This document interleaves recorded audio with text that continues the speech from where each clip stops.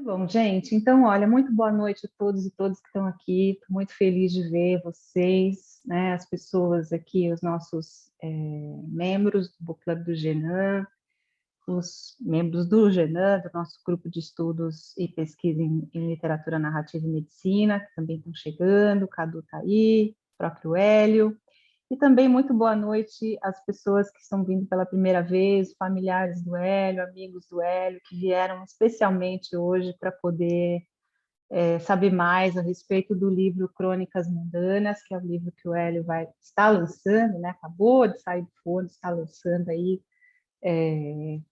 loguinho, né? Algumas pessoas já tiveram acesso ao livro. Eu confesso que eu tive que comprar pela internet para poder ler o livro todo. Eu fui talvez a primeira leitora do livro, né?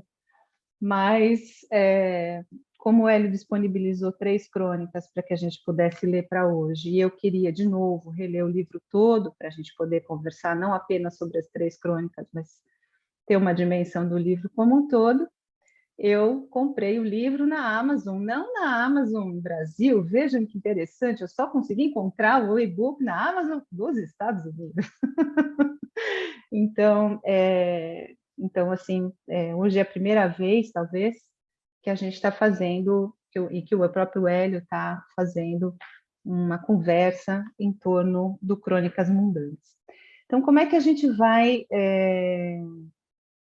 dividir ou organizar essa nossa fala de hoje? Vou pedir para a Fabi fazer uma primeira coisinha, viu, Hélio?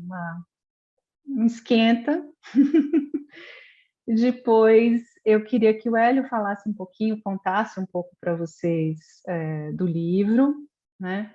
E depois eu tenho algumas coisas para apontar, a André tem algumas coisas para apontar, e a gente vai fazer aí uma mediação de uma conversa de todos com o Hélio e do Hélio com todos a respeito das crônicas que ele disponibilizou para a gente, também do livro como um todo, tá bom? Então, espero que seja, Hélio, um pontapé inicial aí para uma longa vida, não só para o Crônicas, mas para o cronista, né?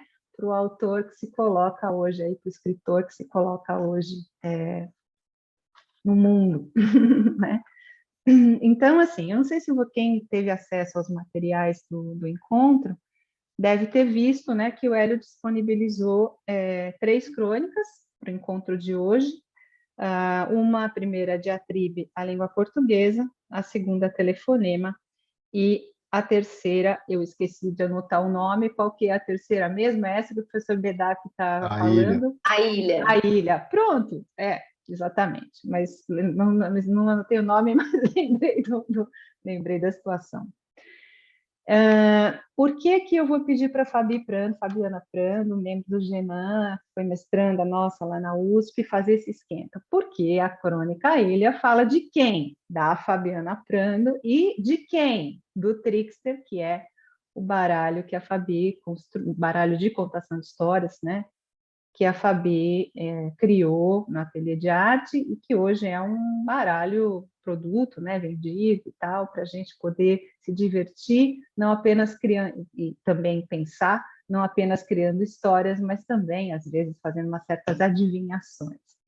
Como na crônica A Ilha, o Hélio conta que a Fabi, num encontro online, como a gente está tendo agora, ela tirou a carta à ilha, então o esquenta de hoje é...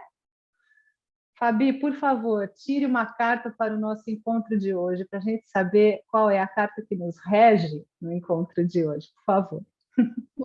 Adorei. Primeiro, obrigada, Hélio, né, por você fazer essa surpresa maravilhosa para o Trickster, que gosta sempre de invadir, né, os ambientes. Ele aparece, aí ele chega e mexe com tudo, e aí está nas suas crônicas, que é uma honra, né, também essa... Ai, que legal! E aí a Fabi fez esse convite irresistível, então assim, eu vou abrir aqui as cartas, e aí acho que... Deixa o Hélio tirar, né, Fábio? E puxou a carta. Peraí, deixa eu abrir aqui bem o leque. Fui colocar uma corzinha nas unhas para ficar chique. Muito bom, eu também estou. Todas com perfume, é isso aí. Aí, Eli, quando você fala para, eu paro. Para. Para? Nossa. Para? Você falou para, é? Eu falei. Meu Deus. E quem sai? A ilha. Como a gente sempre diz, o Trickster é uma coisa impressionante. Impressionante. É impressionante. Nada é por acaso. Muito bem. Então, Pronto. assim, com essa, enfim, essa mágica do Trickster, eu queria passar a palavra para o Hélio, para ele poder contar um pouco para a gente a história do livro e fazer os comentários que ele quiser fazer antes da gente abrir para a nossa conversa. Então, Hélio, é você. Bom, antes de mais nada, boa noite para todo mundo. Obrigado por vocês comparecerem, prestigiar. Eu acho isso muito legal. Eu vou falar um pouco baixo, eu vou explicar. Não é porque eu estou ruim, não. É porque tem duas crianças dormindo no quarto do lado. Então, eu não posso fazer muito barulho, eu estou com fone de ouvido. Então, se tiver muito baixo, me avisa, eu dou uma modulada, tá? Mas o que me levou a escrever o livro, na verdade? Desde a época eu entrei no Genan em 2014 e por conta desse grupo, eu comecei a escrever algumas coisas. Na verdade, a primeira coisa que eu escrevi foi uma história sobre o que aconteceu comigo, né? Para quem não sabe, eu tive câncer em 2016 e passei por um período aí de tratamento e recuperação e etc. E eu acabei escrevendo um conto, na verdade, dizendo esse trajeto porque eu vi que existe uma diferença entre médico e paciente, principalmente o pensamento do médico e do paciente. E como isso acontecia comigo, os dois pensamentos da mesma pessoa era uma coisa bem, para mim, muito interessante e que eu acabei colocando no papel. E a partir daí, a coisa se desenrolou, chegou a pandemia e eu estava em casa, e em casa, quando a gente não tem nada para fazer, a gente escreve. Eu não sou romancista, eu sou um contador de causo, como diria Rolando Boldrin, e são as histórias do dia a dia. E estando em casa e acompanhando as coisas do dia a dia, você começa a ter uma percepção um pouco diferente desse dia a dia, das coisas comuns, que a gente normalmente não presta atenção, né? E eu sempre gostei de crônica. E eu comecei a escrever, assim, despretensiosamente. E acontece que eu fui gostando disso, né? A verdade é essa. Eu fui gostando, fui juntando, e aí falei, puxa vida, isso daria até um livro. Daria interessante, pelo menos para mim. E como eu digo no prefácio do livro, a ideia de escrever esse livro claro, crônica é uma coisa que tem crítica, não deixa de ter crítica. E tem humor, tem crítica, tem algumas coisas de memória que vêm, etc. Então, eu falei, puxa vida, é colocar para as pessoas não só o que eu sinto, né, em relação a isso, mas fazer com que as pessoas pensem o que seria, como seria isso se fosse comigo, como eu reagiria nessa situação, ou o que eu pensaria se fosse comigo. Então, a ideia do livro é essa, né? Trazer essas histórias do dia a dia, por isso crônicas mundanas, no sentido do comum. Aliás, é muito engraçado, porque alguém já me perguntou, quando viu o nome do livro, e perguntou, mas são mundanas mesmo? É óbvio que atribuiu um outro sentido para o mundanas, mas é o mundanas do comum, né? Do dia a dia. E, e a ideia foi essa, trazer esse dia a dia para cada um e pensar, puxa vida, o que seria se fosse comigo? Então, no apanhado geral, o livro é isso. São pequenas histórias sobre o dia a dia. E é isso, não tem grandes pretensões literárias, né? mas tem aquilo que eu gosto de fazer, que é mexer com as palavras.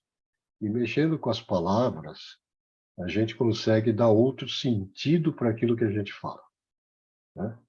E com isso a gente consegue que as pessoas interpretem de maneiras diferentes aquilo que a gente fala. Então, a ideia é alguém ler o livro e dizer assim, puxa vida, ele escreveu isso, mas será que é só isso que ele quis dizer? Ou será que tem alguma coisinha escondida nesse texto? E tem, pode ter certeza que tem, né? Essa primeira crônica que eu queria falar, que é a Diatribe à Língua Portuguesa, eu acho que ela exprime bem essa coisa dos sentidos, né, que as palavras têm, que elas adquirem de acordo com o que a gente fala, né? Como é que você quer fazer, Fabi? Você quer fazer tudo depois ler? Você quer que lê no meio? Não, você pode ler, depois eu vou pedir para Então, você ler alguma tá, coisa também. então Pode ler.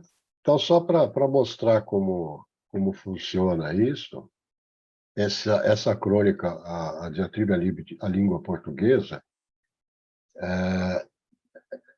ela pega palavras da língua portuguesa que são com sentidos diferentes. Então, ela diz: difícil entender essa língua rica e caprichosa que encanta ao mesmo tempo que confunde minha mente, pois mente. Amo o meu trabalho, mas o meu amo não ama como eu. E a apontar o dedo, que eu devo apontar em meus escritos depois de apontar o lápis. Isso se torna uma arma nas mãos de quem arma em segredo contra mim, mesmo sem poder atestar meus deslizes, embora insistam em atestar os escaninhos da memória. E por não conseguirem, eu canto melodias em todo canto, pois nem tudo que me é caro é caro. Ao contrário, esse sentimento casa com tudo que eu tenho fora e dentro de casa. E não cedo à tentação de me demorar na tristeza, por isso cedo me animo a novas empreitadas e me pergunto: como alguém como eu consegue isso? Simples. Eu como, mas não engordo. Pois por mais que o corte da carne me apeteça, sei que é preciso um corte na ingesta a fim de que o corte da minha alma se regenere. Isso não quer dizer que a cura está no que o cura cura, mas na faculdade de curar que ele adquiriu na faculdade. E, para ser franco, mesmo que o franco perca o seu valor, sou franco para decidir para onde vou seguir. Posso comer uma lima em lima com uma lima de outras frutas maduras no colo e uma lima na mão. Não me livro, contudo, do hábito de ler um livro vestindo um hábito novo, imaculado. E se me põe em mangas de camisa para degustar as mangas vindas de uma mangueira regada com uma mangueira, é porque não quero que minha roupa de marca tenha qualquer marca, pois já cheguei à marca de muitos ternos perdidos com ternos sermões da minha mãe que dizia: te mato, menina, e não adianta se esconder no mato que eu te acho. Sem contar as meias desaparecidas, ao que ela te estrambelhava a falar sem meias palavras. E nesse molho de recordações, um molho de chaves destranca a porta da memória que se presta a filtrar o que presta ou não. É isso que me deixa são. E São Paulo e São Pedro são os que me guiam nessa estrada pela qual cavalgo em uma sela macia, enquanto o acaso sela o meu destino. E não me importo se não enlouqueço, mas com um senão. Com o trago tudo ao normal. Vou do inverno ao verão. Vocês verão. Sem mais delongas, entrego tudo a Deus. Adeus. Então, eu acho que esse tipo de jogo de palavras é que eu gosto, principalmente na língua portuguesa. Eu sei que tem em outras línguas também, mas isso na língua portuguesa é um negócio que me fascina. Então, eu usei algumas coisas na escrita que são exatamente isso, um jogo de palavras, né? Então, tem uma crônica que chama O Jogo de Futebol, que não envolve só o jogo de futebol, mas o jogo de palavras também. E é isso. Sim. Você quer falar mais alguma coisa sobre as outras ou a gente já começa Não, mas a acho que falar um pouquinho? acho que no bate-papo a gente acaba conversando sobre as outras também, que tem Tá bom, aí. tá bom. É, Em geral, como é que eu faço agora, né? Qual que é esse momento agora? É o momento em que eu abro para as pessoas falarem um pouco a respeito das suas impressões e, enfim, colocarem algumas coisas para o Hélio. Assim, é muito bacana. Mas dessa vez eu acho que eu vou inverter um pouco, tudo bem? Eu vou falar primeiro. Eu vou falar primeiro porque eu acho que eu consigo colocar. Calma, Hélio, não derrete. Eu vou colocar algumas coisas e depois aí a gente abre, vocês podem, enfim, colocar suas impressões, etc, né? Como eu posso dizer, talvez, primeira leitora do livro, né? Eu tive que, como eu disse, reler o livro como um todo, agora já publicado, porque depois da minha primeira leitura, ele colocou algumas outras crônicas, tem alguns textos, etc. Além das 3 crônicas, né, além da diatribe, além do telefonema e além da ilha, eu queria contar para vocês um pouco, para quem ainda não conhece o livro, e desculpem se eu for dar um pouquinho de spoiler, né, mas não das histórias, só da estrutura, contar um pouquinho para vocês como é que eu vejo esse livro como um todo, não apenas como as 3 crônicas que estão aqui, né? Então, eu vou colocar três perguntas para o Hélio, né? Vou falar algumas coisas que vão acabar em 3 perguntas para o Hélio, né? E depois a gente pode abrir, a Andrea pode colocar as dela, vocês podem colocar de vocês e a gente vai conversando. Primeira coisa, eu vou começar por esse comentário do Hélio a respeito desses jogos com a língua, né? Então, vocês devem ter percebido, vocês que leram a diatribe, depois leram as outras crônicas, que as crônicas têm um estilo diferente. Não, elas não são iguais em estilo, né? Pois então, existem algumas crônicas que fazem esse jogo com a linguagem, isso é muito evidente, essa brincadeira, né? De brincar com o sentido das palavras, que, como o Hélio falou, é algo de que ele gosta muito, né? Ele gosta de fazer isso não só escrevendo, ele gosta de fazer isso conversando também. Mas eu acho que eu vejo 3, assim, além dessa linha, né, dos jogos com as palavras, essa brincadeira com a língua, eu vejo outras 2 linhas de estilo mesmo nas crônicas desse livro, né, do Crônicas Mundanas. Esses jogos com a língua, com a linguagem, que a gente vê em alguns dos textos, crônicas do tipo engraçadas / irônicas, porque eu acho que a graça e o humor do Hélio tem muito de irônico, né? Ele não é um humor simplesmente brincalhão e sem sentido, mas ele é um humor imbuído de crítica. Então, algumas crônicas também têm como marca principal essa questão das situações cotidianas analisadas com ironia e com humor, que também é um traço bem característico do Hélio, né, para quem o conhece. Telefonema é uma delas, né? A gente percebe que o telefonema, a crônica telefonema. Oi, Verinha, é muito de boa. Parabéns, Vera, Vera aniversariante de hoje, parabéns, querida. Parabéns. A crônica Obrigada, telefonema gente. tem esse sentido de um humor crítico, em alguns momentos ácido, eu poderia dizer, né? E depois, algumas crônicas não são nem tanto jogos de linguagem ou crônicas em que aparece esse traço irônico, mas sim reflexões sobre fatos ou situações do tempo e do espaço, né? Então, são crônicas que têm um teor mais reflexivo, a partir de questões que acontecem no cotidiano ou mesmo situações sobre as quais o cronista reflete, né? Então, acho que são essas 3 linhas de força que eu vejo no livro do Hélio, né? Os jogos com a linguagem, a questão da crítica irônica e também reflexões sobre fatos e situações do tempo, né? Eu queria contar também para vocês, assim, que eu fui buscar um pouco a origem da palavra crônica e do gênero crônica, né? Como o Hélio também colocou agora no comecinho, ele gosta muito de crônica, né? E o que é isso, né? O que é a crônica? A gente já imagina, né? Quando a gente fala crônica, quem é que vem na cabeça? É, Cronos.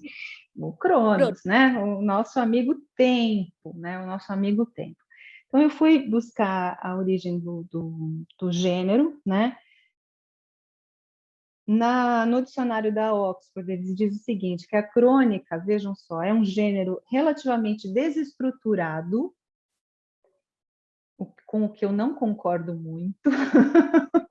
Eu acho que existe uma estrutura nessa desestrutura, mas enfim. Que busca combinar esteticismo literário com responsabilidade jornalística de informar. Então, a crônica, e aí tem a ver com a coisa do tempo, né? A crônica tem a ver com cronos, com o tempo, assim como o jornal, giorno, jornada, também tem a ver com o tempo, ou seja, a gente está falando de coisas que acontecem no tempo, né? Naquele espaço, naquele tempo-espaço. Segundo a Oxford também, a crônica é associada com viagens, muitas vezes, né? No caso do Hélio, viagem em torno não do próprio quarto, mas da própria cidade, né? Ela tem uma ligação com esse espaço urbano, o livro, né? O Crônicas Mundanas. E quem fala de crônica latino-americana e brasileira, né? Na tradição das quais o Hélio se inclui, né? Começa a se incluir como cronista, fala de muitos cronistas, né, brasileiros. A gente fala de Quintana, fala de, sei lá, fala de Fernando Sabino, fala de vários jornalistas, cronistas, pessoas que escreviam para jornais, faziam crônicas para jornais, mas o grande primeiro cronista do Brasil foi Machado de Assis, né? Foi Machado de Assis.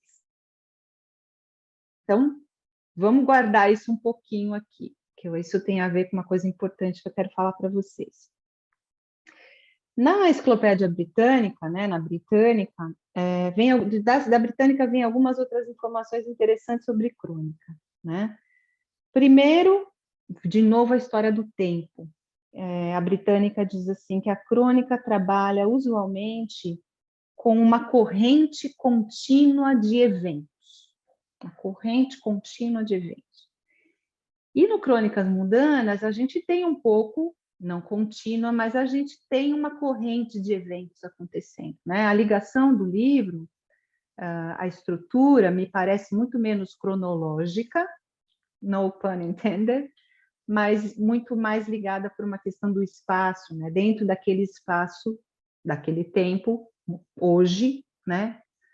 Acontecem muitas coisas, né? Também diz que pode ser composta em prosa ou verso, olha aí, olha os jogos de linguagem, né? E que elas provêm informação válida, valiosa, sobre o período que cobrem, como nas histórias dos reis da Bretanha, nas crônicas da Inglaterra, da Escócia e da Irlanda, e das crônicas medievais que contavam tempo histórico, né? Contavam fatos históricos. Para terminar, né, a palavra crônica, ela é medieval, vem do grego Cronos, que não é o deus Cronos, mas é o Cronos com K, e aí agora, ó, o professor Bedak está aí, né, o nosso mitólogo de plantão, mas que tem a ver com a questão do tempo, né.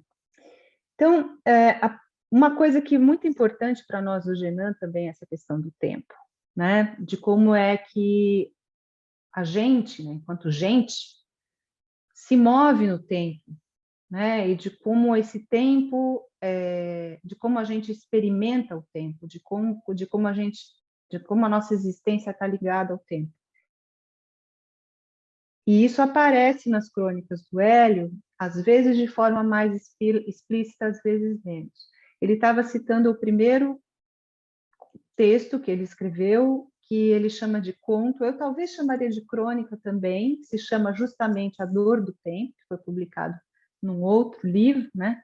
Foi esse primeiro texto que o Hélio escreveu a respeito da condição da doença que ele teve, né?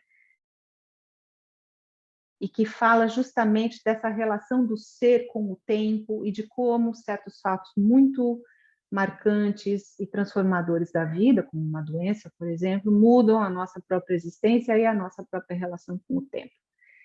No Crônicas Mundanas, o tempo está lá, mas ele está mais sutilmente colocado, né? Ele às vezes um pouquinho mais explícito, às vezes menos. Então, a minha primeira pergunta para você, agora eu vou fazer que nem em banca, gente, o Hélio foi minha banca de livre docência, então agora eu tô me vingando, a minha vingança é essa. A minha primeira pergunta para você, Hélio, seria assim, de que forma você acha que as suas crônicas lidam com o tempo e com o espaço? Né? Eu estou aqui na terra do Einstein, né? Então, tempo e espaço são coisas importantes aqui para mim no momento. Né? Então, isso é interessante, porque eu diria que esse livro, e eu até escrevo isso na introdução, ele não tem uma cronologia linear. Né? Foram histórias que ou eu lembrei de alguma coisa, a primeira delas, que chama Banho de Rosas, foi um fato que aconteceu comigo, tá certo? E, óbvio, tem um pouco de, vamos dizer, romantização nisso, nem tudo é branco e preto, mas aconteceu comigo e eu coloquei. Depois tem coisas que me vieram de memórias. Então, são coisas passadas e que, até por conta da pandemia, acabaram voltando assim, na cabeça e eu também coloquei no papel. Outras foram fatos que aconteceram e que eu percebi no momento e acabei escrevendo. Então, o tempo não é linear, mas ele está sempre presente. Né? Seja no passado, no presente, e tem até alguma coisa de futuro. Você imaginar o que vai ser. Né? Então, em relação ao tempo, eu diria que é isso. O tempo existe e não é um tempo linear. Em relação ao espaço, tem muito da cidade mesmo, São Paulo. E por quê? Porque São Paulo é uma cidade que eu nasci em São Paulo, fui criado em São Paulo, vivi em São Paulo. Eu adoro São Paulo. Né? Eu saio de São Paulo, vou para alguma cidade de interior, dá aquela agonia. Falta fumaça, né? Falta barulho. Vou até contar uma história. Quando eu era noivo, minha mulher é de Belo Horizonte, e eu ia para Belo Horizonte. E ela morava, minha sogra, né, morava num apartamento fantástico.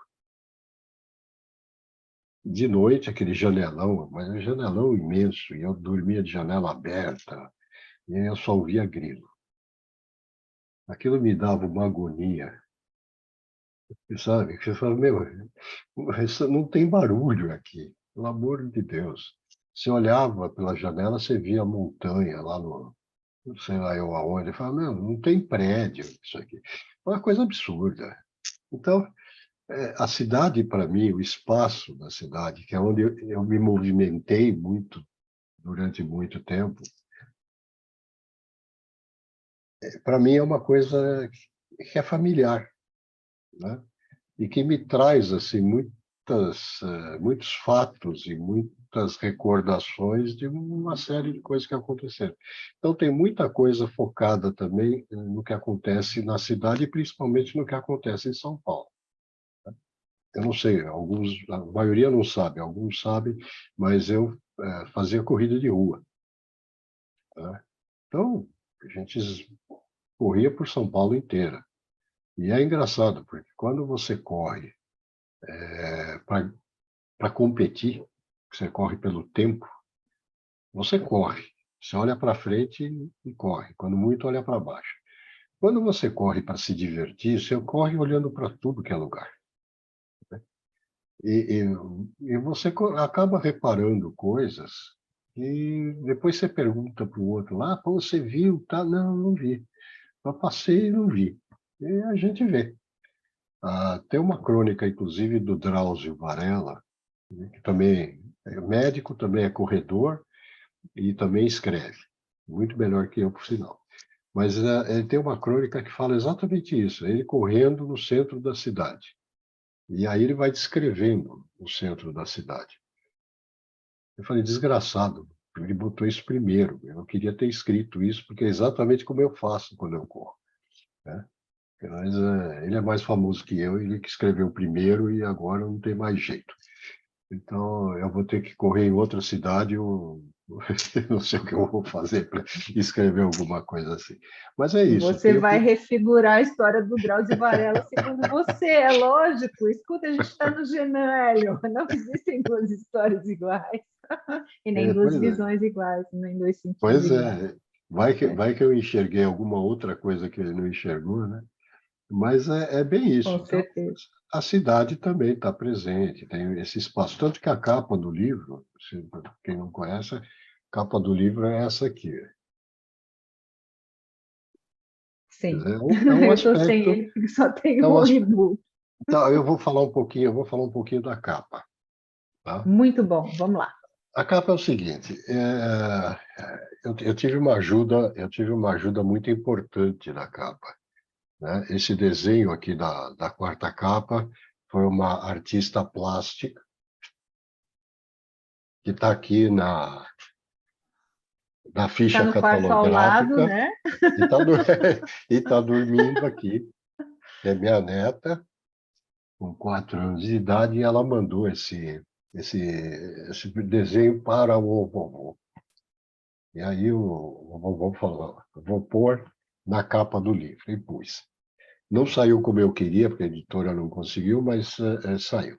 Então vocês veem que a capa, ela é uma cena, a cidade é um aspecto da cidade, são alguns prédios, e eu pedi para eles fazerem assim um traço bem apagado, tá certo? E bem simples, dando aquela ideia de que está quase desmoronando, né? E é isso. Ele falou, não, mas você não vai fazer. Aí eles fizeram uma capa amarela com o prédio em cima, o prédio embaixo, de cima de ponta cabeça. Eu falei, não, não tem nada disso. Eu quero um negócio muito simples, tá certo? Porque senão deixa de ser mundana, deixa de ser uma coisa do dia a dia, começa a ser uma coisa muito sofisticada. E eu acho que acabou ficando um negócio bem traduziu bem o que eu estava querendo e o que eu estava pensando em termos do que eu coloquei aqui dentro, né? Então, A Marta está pedindo para você mostrar a capa de novo, Hélio, por favor. ó, dá para ver? Deixa eu Sim. ver. Aqui. É isso? Essa é a capa. Sim. E eles pegaram uma parte aqui do desenho de trás, eles passaram aqui para frente. Eles fizeram a parte de dentro, Hélio? A parte Não, então, interna? não, a parte Ah, tá bom. ficou branca. Eles só fizeram aqui na orelha, Tá. Que a nossa ideia era colocar o desenho como na uma parte capa interna. interna. É, isso aí. É, É isso. é muito bom. É, mas tem o traço simples, mas tem o traço da arte também. Eu acho que a capa mistura bem essas duas, a questão de uma simplicidade que está na própria forma da E crônica, né? A estrutura da crônica crônica, fala exato. de atos, de fatos cotidianos, etc., mas com aquele toque do olhar diferenciado, que é o toque do cronista, que é o toque do Hélio também, e que eu queria falar um pouquinho. Daqui a pouco eu vou discutir esse olhar diferenciado aí. Segunda coisa que eu queria, o fiozinho que eu queria puxar aqui é o seguinte. Eu queria ler um trecho. Antes de você falar disso daí, Tisha, e você sabe que tem uma crônica que fala da sua filha, né? Então, só para deixar registrado aqui na reunião. Tá bom. Quem é? Não, é a crônica A Máscara. Ah, bom, agora então eu queria ler para vocês um trechinho do Putrefácio, que para quem não conhece o livro é o prefácio, quer dizer, o Putrefácio, né? Que é onde o Hélio explica um pouquinho o livro, etc., e que abre aí o Crônicas Mundanas, né? O Putrefácio Começa assim. Não se espante o incauto eventual leitor pelo título acima. Trata-se apenas de uma constatação do que ocorre na cidade neste momento de tamanha consternação. Consternação como desgosto, como condolência, como pesar, mas também como humanidade. A pandemia que assolou o mundo trouxe à vida da cidade uma sensação de apodrecimento, sem dúvida, mas também um sentimento de solidariedade e uma nova maneira de ver o corriqueiro, o comum, sejam fatos ou pessoas. Por que resolvi escrever essas crônicas? Eu, que nunca fui escritor e nem mesmo um grande avaliador das coisas corriqueiras da vida? Talvez tenha relação com a minha doença e com o modo como comecei a encarar as pessoas que me cercam e suas relações ou ações frente às mais diferentes situações. Sou como aquela coruja que o sujeito compra pensando que é um papagaio. Não falo nada, mas presto uma atenção. As situações mais comuns podem gerar histórias que, conforme aprendi, têm o seu valor e devem ser perpetuadas, ou, pelo menos, podem servir de alimento para conversas despretensiosas e divertidas, ou ainda como forma de se livrar de situações singulares. Agora eu vou pular um pedacinho. Não espero que a leitura destas crônicas, caso o leitor se aventure além deste introito, seja uma lição de moral, de cultura extrema ou de filosofia de vida. Contento-me em acreditar que será apenas uma forma de passar o tempo de maneira divertida e que despertará em cada um, lá no fundinho da consciência, aquela voz que perguntará: o que eu faria se fosse comigo? Então, esse é o Hélio, né? Agora eu queria ler para vocês uma outra coisa aqui que eu separei, para a gente ter um termo de comparação. Vou ler esse trechinho, depois eu falo de quem é, se vocês não reconhecerem, tá? Que Stendhal confessasse haver escrito um de seus livros para 100 leitores, coisa que admira e consterna. O que não admira, nem provavelmente consternará, é se esse outro livro não tiver os 100 leitores de Stendhal, nem 50, nem 20, e quando muito, 10. 10? Talvez 5. Trata-se, na verdade, de uma obra difusa, na qual eu, não vou dizer o nome, se adotei a forma de um livro de um Sternel, de um Xavier Demetrio, não sei se lhe meti algumas rabugens de pessimismo. Pode ser obra de finado, escrevia com a pena da galhofa e a tinta da melancolia, e não é difícil antever o que poderá sair deste conúbio.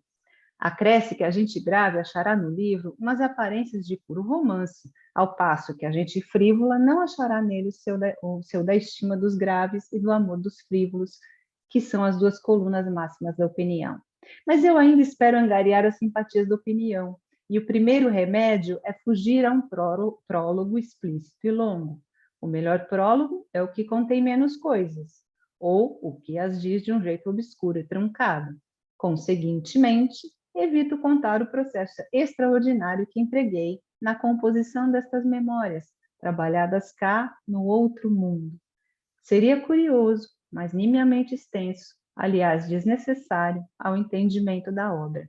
A obra em si mesma é tudo. Se te agradar, fino leitor, pago-me da tarefa. Se não te agradar, pago-te com um piparote. E adeus. Vocês conseguem identificar de quem é esse texto? Último? O Cadu falou que caiu no vestibular. Eu não fiz vestibular esse ano. Não. Vocês sabem de quem é? Machado. É o Machado? É o prólogo ao Memórias Póstumas de Brás Cubas. Agora, vocês viram alguma semelhança ou fui só eu que vi? Só você viu. Eu acho que não. A dicção é muito parecida, Hélio. No né? tom, tem um tom, né? É o tipo da ironia igual. O diálogo com o leitor, o desafio ao leitor, o colocar esse texto num tom baixo, no sentido de não é nada disso, é uma coisa muito simples, eu não estou falando que isso é muito importante, nem é alta literatura, e essa ironia fina do Machado, que brinca com o leitor, isso é uma coisa, mas tem a ver também com o nome Putrefácio, que, de certa forma, também está envolvido com a ideia de ser um defunto autor, o narrador do Memórias Póstumas do Brás Cubas, portanto, em estado régio de putrefação, certo? Tem que ser alguém das letras para isso. Com certeza. Bom, mas aí, mas existem outras coisas, né, que eu acho que tem a ver com essa visão, com aquela linha de força que eu coloquei no começo, das crônicas, das suas crônicas, como a linha de força da crítica irônica, que é algo que fica muito evidente também na literatura do Machado de Assis e que acontece no diálogo com o leitor. E aí eu queria dizer uma coisa assim, de quem acompanha, né, essa carreira do Hélio escritor, que está começando agora, desde o comecinho, né, que eu acho que as crônicas mundanas, para mim, né, são o estabelecimento mesmo, enquanto livro, né, da voz narrativa do Hélio Plater, né? E, portanto, a gente tem aí a formação de uma voz narrativa sua. É a primeira, e eu já sei que não será a última, a gente já vai falar disso daqui a pouco, né? O que vem depois das crônicas mundanas, né? Mas é a constituição dessa voz narrativa, que é algo que Andrea Del Fuego, escritora, que também é do Genan, enfatiza muito, né? Que quando a gente escreve um livro ou escreve alguma coisa, às vezes é muito difícil encontrar essa voz, né? E aí a gente tem que escrever e reescrever, e que tem a ver com a constituição de algo que é o autor, mas não é mais, né? Segundo Roland Barthes, naquele livro Análise Estrutural da Narrativa, narrador e personagens são essencialmente seres de papel, né?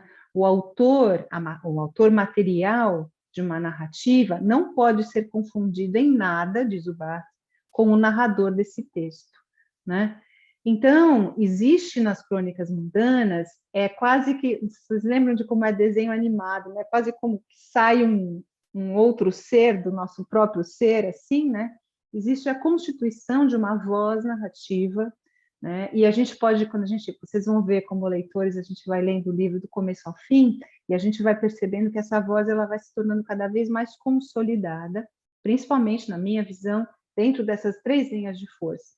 A linha dos jogos com a linguagem, a linha dessa crítica irônica à realidade e a linha das reflexões sobre os fatos e as situações do tempo, né? Então, para mim, ficou bastante evidente. Você sentiu isso, Hélio, quando você foi? Bom, você falou, acabou de... Tem uma coisa, viu, gente, que eu quero até cutucar um pouquinho o Hélio, porque ele acabou de dizer isso, mas nas crônicas ele disse também que eu não sou escritor, eu não sei escrever, eu não faço literatura, etc. e tal. E, no entanto, quanto mais a gente vai lendo as crônicas do livro, mais a gente acha que não, que está se constituindo ali uma voz, que não vai ser a mesma para todos os livros, assim como não é a mesma para todas as crônicas, mas que está se constituindo aí algo que é o Hélio, mas também já não é mais, né? É o Hélio enquanto essa força de contar, de narrar, de colocar em palavras aquilo que ele quer colocar, né? Então, fala um pouquinho para a gente disso, se você puder. Honestamente, se você perguntar se eu senti isso, que está se formando uma voz narrativa, etc., não, eu não senti. Eu te digo por que não senti. Porque isso é como você disse no começo, essa é a minha forma de falar, não é só a forma de escrever, eu falo assim. Né? Quem me conhece sabe que eu faço trocadilho, eu sou irônico, eu brinco, eu mexo com as coisas, eu detesto politicamente correto, eu acho que é a coisa mais chata do mundo. Né? Então, eu vejo, assim, eu acho que as coisas vão saindo, mudam de acordo com uma série de situações. Tanto que não ficou só na crônica, né? Aqui no livro, sim, são um livro de crônicas, mas que, por conta de procurar estrutura, procurar uma voz, etc., eu fui fazer outras coisas, né? Eu fui estudar Haikai, por exemplo. Por quê? Porque Haikai é Estudar, tipo... não. Deixa eu só interromper para fazer só dar uma provocada. Ele não foi Ah, vai. estudar o Haikai. Olha, quem está aqui, Renata que está aqui, Tânia que está aqui, Bruna que está aqui, a gente conhece o Ela. Quando ele fala, eu falo, eu fui dar uma estudadinha, sabe, no Haikai? Não. Né? Não, não é assim. Né? Quando ele se dispõe a fazer algo, ele vai profundamente naquilo, né? Então tem um livro de haikai pronto, de haikus pronto, gente. Não é assim que ele foi dar uma estudadinha, certo? Por isso que eu É, disse no começo que tem mais coisa para vir. E aí sim, Hélio, concordo, né? Quem sabe um pouquinho da estrutura do haikai sabe que é uma estrutura muito formulaica, muito fechada, com sílabas, etc. Portanto, não é apenas uma busca de um contar solto, né?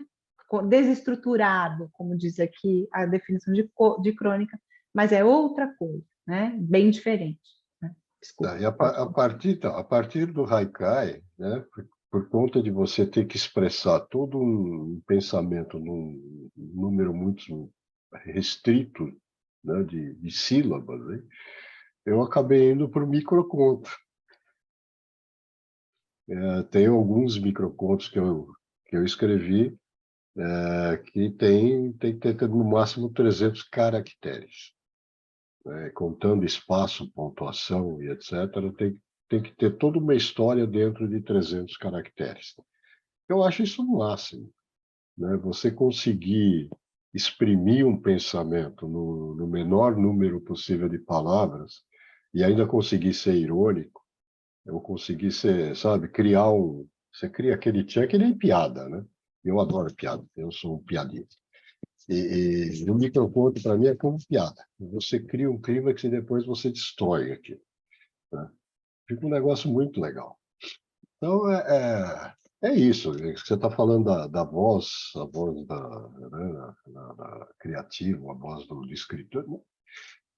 Não é que eu sei que eu estou indo para um outro caminho. Quem sabe um dia, talvez, se der tempo, eu chego no romance. Né? Não é que eu não estou Olha, tentando. Não é que eu não estou tentando, é que eu não consegui mesmo. Mas quem sabe um dia. calma. Então, quem sabe um dia chega. Os grandes escritores levam 10 anos escrevendo um romance, calma. Eu chego lá, nos 10 anos eu chego. Não sei se eu vou escrever, mas nos 10 anos eu chego. Então, Claro que sim. eu acho que é isso. Eu acho que muda a voz. Uhum. Na própria crônica, eu acho que a voz muda, dependendo do que você está falando, de quem você está falando e de como você está falando. Né? São coisas distintas, vistas, às vezes até com pontos de vista diferentes. Né? Da própria pessoa, quer dizer, eu posso enxergar aquilo de um jeito, de repente eu posso enxergar aquilo de outro jeito. É isso, eu acho que é isso que está se formando nessa coisa de escrever. Né? Uhum. Mas aí ele tá muito modesto, mas outro dia eu vi, quando foi? Em alguma desses nossos encontros online, alguma coisa assim, ele se apresentou como escritor e eu fiquei muito orgulhosa disso. Porque é, né, Hélio? Agora é, claro que é, né? Agora que Então, eu publiquei, eu sou. claro que é.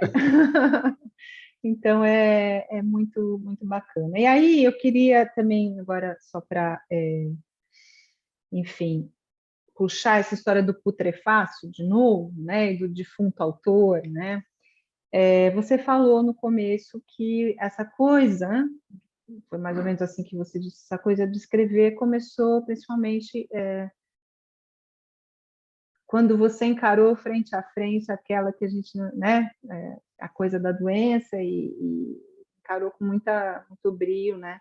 Eu sempre conto isso, eu já estou ficando mais velha, estou ficando repetitiva, eu sempre falo isso, que considero o Hélio um dos melhores alunos do Genan, né, do nosso grupo, porque ele acreditou num princípio que é um dos nossos princípios, de que o desfecho nunca está, nosso desfecho existencial da nossa vida, da nossa história, nunca está dado, né? E que nós somos narradores da nossa própria existência, e que, portanto, a gente, às vezes, permite ou deseja que outros tomem esse papel de nós, né? Que outros narrem a nossa história. Isso acontece em várias situações e em muitos momentos, por razões muito diferentes, mas a situação clínica é uma delas, né? Às vezes o paciente sucumbe frente a um poder maior, que é o poder da ciência, que se coloca na frente dele e que, encarnado na figura do médico ou do profissional de saúde, muitas vezes, que reconta a sua história do paciente segundo a sua própria perspectiva, ou suas próprias crenças, ou seus próprios ditames científicos, o que não está errado, mas, de certa forma, ele take over, né? Cria-se uma outra entidade narrativa responsável por narrar aquela história de vida que não é a dele, né?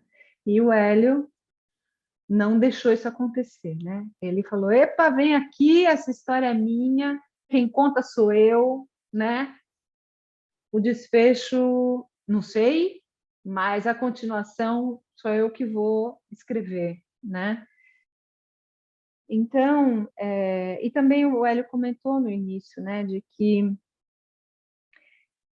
então, assim, tem uma pergunta sobre isso, eu vou engatar com uma outra, não responde ainda, tá? Que é assim: até que ponto você acha, Hélio, que a constituição dessa voz ficcional narrativa, seja ela narrativa poética, no caso dos haikus, né? Até que ponto você acredita que essa voz pode ou não ter se constituído a partir dessa consciência do estar doente? Então, acho que isso é uma pergunta interessante para a gente pensar, para você pensar. E aí eu vou engatar com a pergunta seguinte: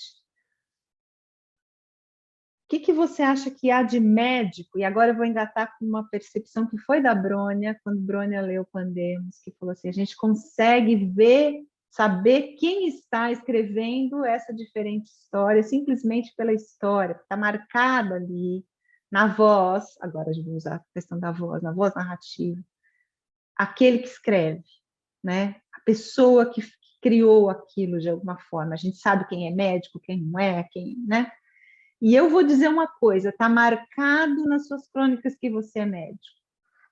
Até depois eu vou desafiar vocês para vocês tentarem perceber como, e mais que médico, cirurgião, que é pior que médico, segundo você, né? Está na forma das suas crônicas, marcado que você é médico cirurgião. E aí eu queria saber, então, assim, até que ponto você acha que essa voz pode ou não ter se constituído a partir da experiência da doença? E o que poderia haver de médico ou cirurgião no modo como você constitui as suas histórias? Vocês podem tentar responder também, viu, gente? Eu diria que a voz não se constituiu a partir da minha doença. Por que isso? Porque eu já era assim antes de ficar doente, né? Eu já era brincalhão, eu já era irônico, eu já era sarrista, eu já era tudo isso antes de ficar doente. A doença que acontece é que você toma um outro tipo de consciência, né? Principalmente consciência de finitude, né? Então, escrever a partir daí é que, isso sim, aí eu posso dizer que o fato de ter ficado doente, o fato de ter encarado um monte de coisa, etc., e principalmente o fato de perceber a diferença entre a visão de médico e a visão de paciente, isso sim, isso me estimulou a escrever e a colocar uma série de coisas, colocar uma série de pensamentos no papel, né? Que antes eu não estava preocupado em fazer. Então, sim, a partir do momento que você se depara com essa coisa da finitude, do que é ser doente ou estar doente, você começa a perceber mais um monte de outras coisas. Talvez dar importância a coisas que você anteriormente não dava importância.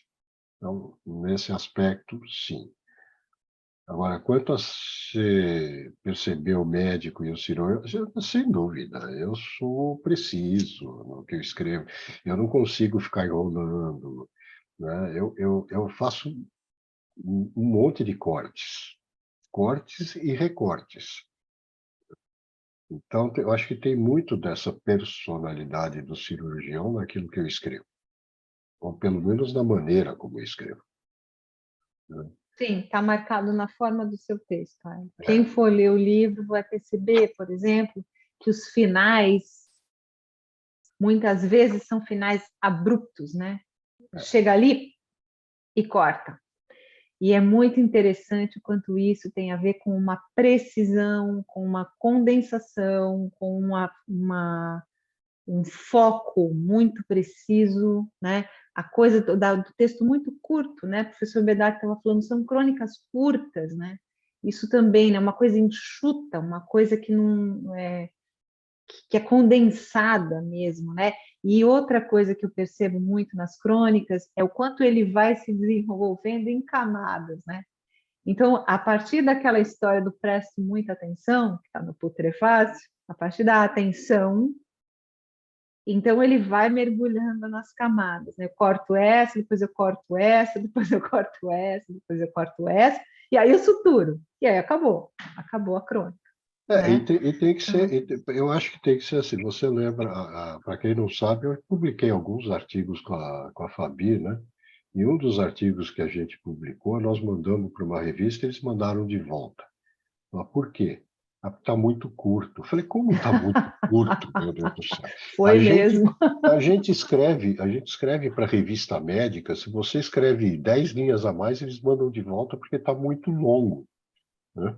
E aí você manda um artigo para uma revista das letras, das humanidades, e eles mandam de volta porque está muito curto. Eu falei, pelo Está amor de muito Deus. blunt, né? Não tem explicação, é aquilo e pronto, né? E aí eu falei, Hélio, não, Hélio, vamos reescrever isso, deixa que eu vou colocando aqui todas as argumentações e as fundamentações e tal, e aí a coisa andou melhor, mas é assim Então, e mesmo. as crônicas têm exatamente isso, ou pelo menos os meus escritos têm exatamente isso. É a forma. Eu ainda sou médico, né? Eu sempre falo que ser médico é uma doença crônica. Então, não tem jeito, eu sou médico, eu escrevo como médico, ainda, né? Ainda não, isso também faz parte da sua voz, da Também, constituição dessa mas aí voz. Ela é sua, né? eu ainda não consegui me desvencilhar disso, né? Mas Só nem que precisa, é isso que eu estou dizendo. Ela não, faz parte de você. se Eu eu não não sei me se precisa. desvencilhar disso, eu não vou escrever um romance. Ah, aí já não sei. O O romance fica Daniel muito tinha, curto. o Daniel tinha levantado a mão. Por Ah, favor, Dani, Daniel, boa noite. Boa noite, gente. Boa noite, Hélio. boa Um noite, Dani. super prazer te ver. Hoje é a primeira vez que eu participo de uma reunião do Genan. Eu fiquei sabendo da existência do Genan numa reunião no encontro de literatura da Folha, com o Jornal Público de Portugal. A Andréa Del Fuego apresentou o livro dela e eu li aquele livro e eu babei. E eu falei para ela, Andréa, eu tenho uma inveja, eu estou com um ciúme, porque se eu fosse escrever um livro na minha vida, seria esse que você escreveu, A Pediatra. Eu me identifiquei tanto. Eu sou médico ginecologista e obstetra e tem as coisas do pediatra. Nossa, ali, coitado dos GOs ali, Tudo, tudo. na pediatra. E eu falei para ela, você escreveu meu livro, não vou mais poder escrever, agora estou de mãos atadas, eu vou ter que inventar uma outra história, porque você escreveu o que eu queria ter escrito, porque eu me identifiquei demais. E daí ela me falou do Genan, e daí fiquei sabendo do Cadu, que é um grande amigo meu de muito tempo atrás, e fazia tempo que eu queria vir aqui. Agora, quando eu soube que era o Super Hélio que vinha, e agora cabe uma indiscrição. Eu sou amigo do Hélio da época de faculdade, ele é um pouco mais velho que eu, mas ele, na época de faculdade, ele era conhecido como o Super Hélio. Você olhava para um lado, ele estava, olhava para o outro, ele estava, para frente, para trás, O Hélio estava em todos os lugares. Ele era amigo de todo mundo, e esse jeito brincalhão, de piadista, de ficar contando caos, ele era amigo de todo mundo, por isso o apelido de Super Hélio. E quando eu soube que era você, Hélio, eu falei, não, eu tenho que vir aqui, eu não te vejo faz exatos 42 anos, Hélio, eu não te vejo. E você Obrigado continua por vir. igual. E você continua igual. E quando eu comprei o livro e comecei a ler, eu falei, é o Hélio, está aqui. Você se colocou no livro, Hélio, como você é. E eu estava vendo aquilo, eu conseguia ver você contando aquilo. É você explícito. E eu posso dizer uma coisa? Eu estou morrendo de ciúme porque você escreveu as crônicas que eu gostaria de ter escrito. São lindas, são divertidíssimas. E a primeira que eu li, O Banho de Rosa, eu fiquei dando É risada. muito boa. Não, aquilo que você falou, eu vou recomendar para muita gente. Afinal, até eu tenho inimigo. Aquilo é genial. Então, Hélio, é um grande prazer. Eu não consegui ler o livro inteiro ainda, que eu comprei anteontem, mas está na minha cabeceira para esses próximos dias, eu vou me divertir muito. E, olha, parabéns, eu adorei te rever, e revi antes nos livros, e agora estou te revendo pessoalmente, você continua igualzinho, Hélio. Igualzinho, sempre foi. O Super Hélio. Um pouco mais careca, mas... Não, mas olha, na hora que eu soube que você Um pouco mais você ia... super, viu, Daniel? Eu vou dizer, porque agora, então, ele está biônico, né? Ele está super sônico. Mas quando eu soube que você vinha, eu fiquei muito contente. É ótimo te rever também. E obrigado pelo apoio também. E agora eu vou... Você sabe que você me deu muito orgulho, né, pelo que você falou. Porque, afinal de contas, você falou isso para a Andréia Del Fuego e falou para mim, puxa vida, nossa. Muito obrigado mesmo. Mas você viu que ciúme e inveja tem para tudo que é lugar, né? Tá bom. Não, esse tipo de ciúme e inveja só fazem bem. Esse pode ficar tranquilo. Obrigado. Muito bom. Quem que está com a mãozinha levantada? A Andréa tinha levantado? Queria primeiro agradecer o Hélio por estar aqui com a gente. Fiquei muito feliz quando esse livro foi lançado, porque aí mais gente tem a oportunidade de conhecer o Hélio, que é uma grande sorte. Ter a presença dessas histórias, das piadas, das crônicas, enfim, de tudo que o Hélio tem a dizer. Eu sou muito, muito fã e queria expressar aqui publicamente a minha admiração. E a minha pergunta tem muito a ver com a da Fabi, claro, com o médico cirurgião, que essa é a minha grande fixação com tudo que o Hélio faz. Eu quero saber quais são as relações. Só que eu queria saber um pouco, assim, desse fazer médico, né, Hélio? Só que agora não tanto conectado com essa personalidade que se expressa ali no texto, mas pensando em técnica mesmo. Fiquei curiosa sobre o seu processo criativo, o seu processo de escrita, e eu queria saber, no fazer poético, né, ou na escrita literária, o que você acha que isso tem de cirurgia, onde as suas duas práticas se aproximam? Fiquei curiosa de saber sobre o seu processo como escritor, e aí o que do processo tem de cirurgia também. Obrigado. Eu vou te dizer... Posso fazer minha pergunta, que eu acho que talvez tenha a ver com a dela também? Sem dúvida. Claro, Marta, pode? Vá. Boa noite. Olá. Primeiro, coincidência que eu encontrei o Daniel aqui também. Nós somos colegas de segunda fase de vestibular de medicina, né, Daniel? e já aproveitando que ele falou do livro A Pediatra, você pode escrever um livro A Ginecologista, né? Falando sobre mais apropriado. Falando sobre Ou ginecologista, né? Porque eu acho que essa questão de gênero é importante. Desculpem, na pediatra é muito interessante que é difícil, agora só um parênteses da pediatra, né? É difícil a gente pensar numa pediatra, numa mulher pediatra que não gosta de crianças, né? Tem toda aquela questão da maternidade, né? Envolvendo o gênero feminino e tal. E aí, eu acho que a gente pode pensar no ginecologista, viu, Daniel? Porque aí também tem a coisa de como é que é ser o homem que cuida, né, das mulheres, etc. Então, só um Mas eu ia falar para o Hélio, ou para você, você fez aquele comentário, e ele também, que ele escreve, tem muito a ver com o estilo da especialidade que ele escolheu, que é uma especialidade extremamente objetiva, e ele falou até a palavra corte aí, que também tem dois sentidos, né? Porque ele gosta da questão de brincar com as palavras, então tem o corte do texto e tem o corte do corte do bisturi também, né? Mas, assim, antes disso, uma coisa curiosa que eu pensei é que, assim, na verdade, ele escreve assim porque é um estilo de ser do cirurgião, de ser preciso, de usar poucas palavras, de ir direto ao ponto e tal. Mas, antes disso, ele escolheu cirurgia porque ele já era assim, né? Então, ele era provavelmente de uma forma, tinha uma personalidade já voltada a uma coisa mais objetiva, pragmática, de poucas palavras, né? Aí fez cirurgia e depois a escrita, né? Também reflete isso. Aí eu fiquei aqui pensando que uma experiência interessante seria pegar um tema de uma redação, de vestibular e tal, e dar para 10 especialidades diferentes de médicos escreverem, né? E aí a gente já consegue ter uma ideia de quantas linhas ou quantas páginas iam ter cada especialista, né? Eu sou pediatra, certamente ia ser bem mais palavras do que o cirurgião, o clínico talvez mais ainda, o psiquiatra mais ainda, O psiquiatra ia dar um livro. O médico sanitarista, psiquiatra é o romance que você está tentando escrever, Hélio. O médico sanitarista, não sei, a Antô pode falar, saúde pública, mas, enfim, já é um estilo, talvez, né? Acho que já meio que pré-determinado, né? Da especialidade que cada um vai seguir. Claro que tem exceções, tem intersecções, né?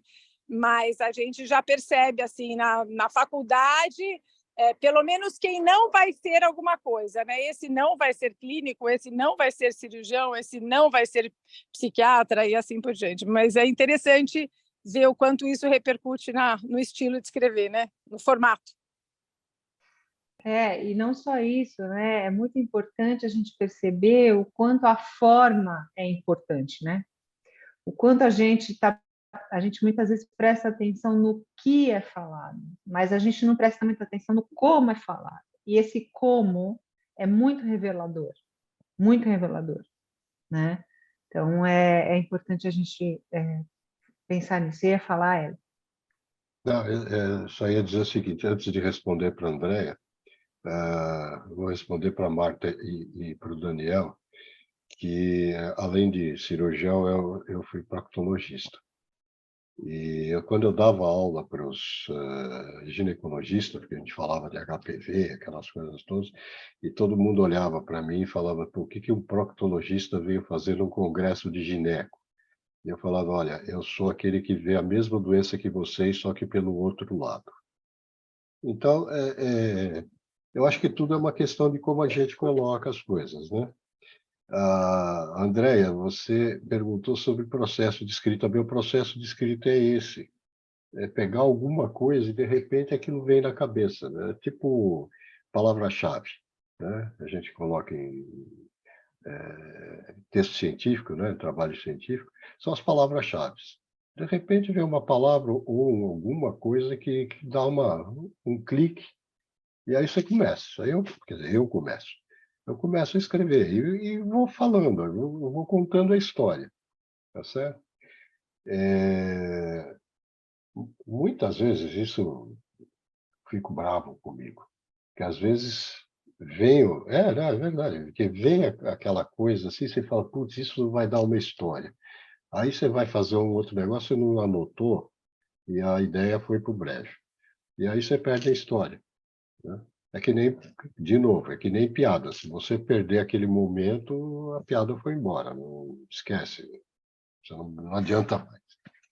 Então, eu não tenho um processo de escrita. É pegar aquela coisa e dizer, vai saindo, vai saindo. Eu reescrevo muito pouco. aquilo que eu escrevo. Pelo menos nesses contos, né, nessas crônicas e tal, eu reescrevo muito pouco, porque a coisa vem, como eu digo, é do jeito que eu falo. E do jeito que eu falo, não dá para voltar atrás e falar de novo.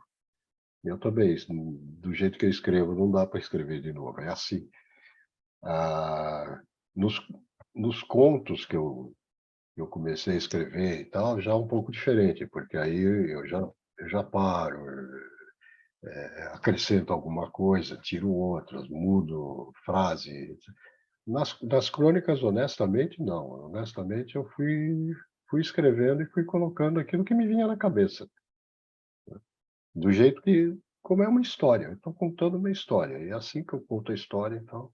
Então, na crônica não tem.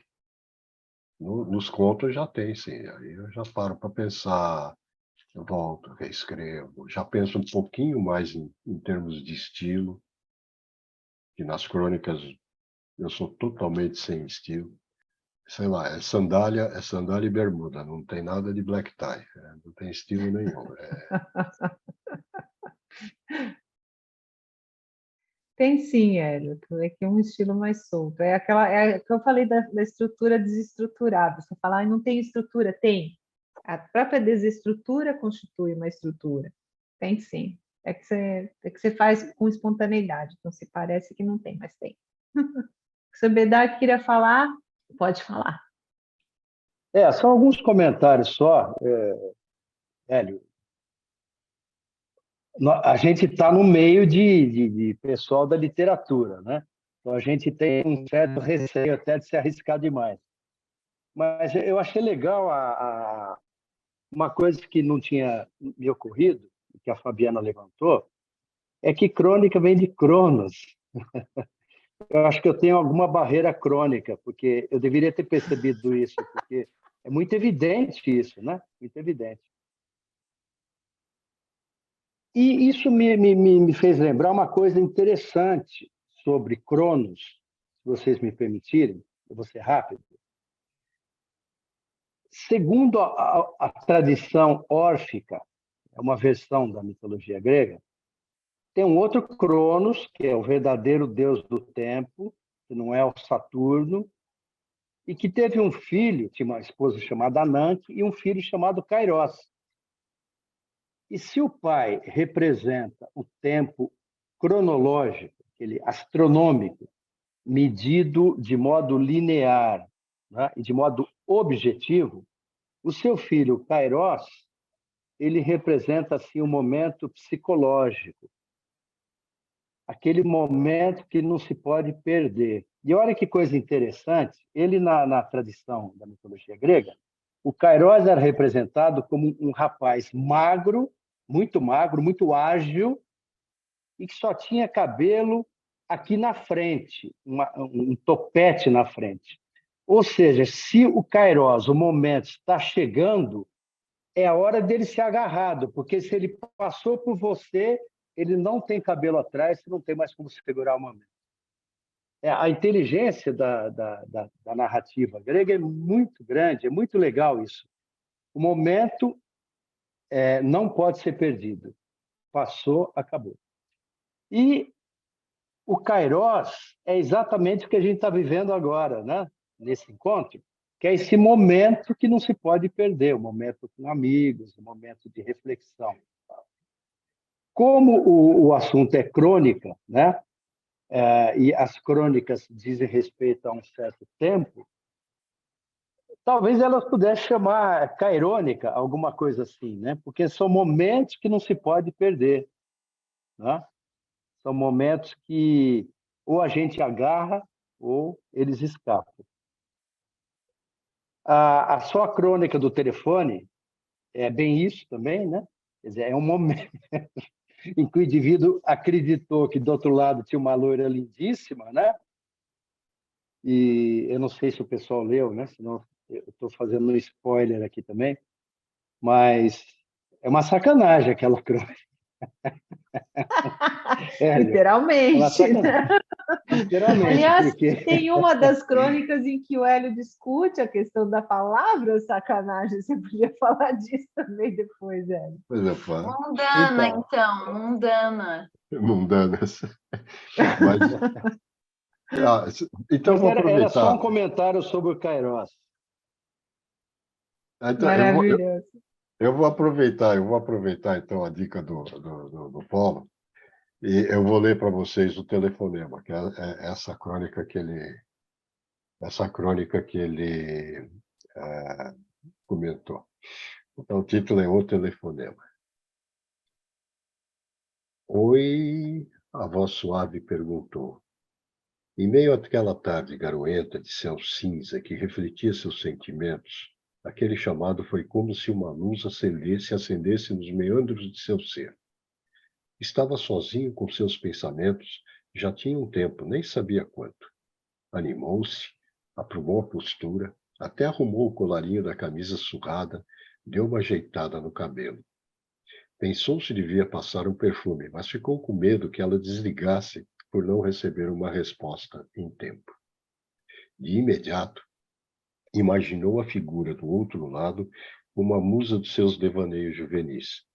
Loira platinada, olhos azuis profundos, lábios vermelhos e úmidos, emoldurando dentes brancos, seios voluptuosos, uma diva como aquelas que tanto amava nas maratonas da telona das sessões de cinema do centro da cidade, que a modernidade substituiu por uma telinha sem graça dentro de casa.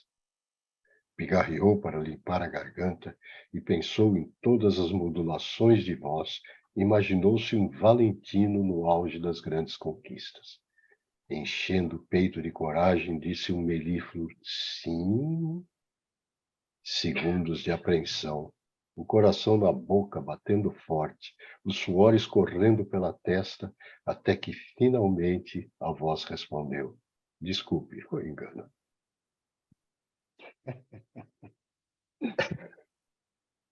Quer dizer, a ideia é exatamente essa, é que você cria o clima que se depois você desaba tudo. Agora, a pergunta que eu faço para vocês, quem nunca recebeu um telefonema por engano que você fica pensando, nossa, quem será essa coisa maravilhosa?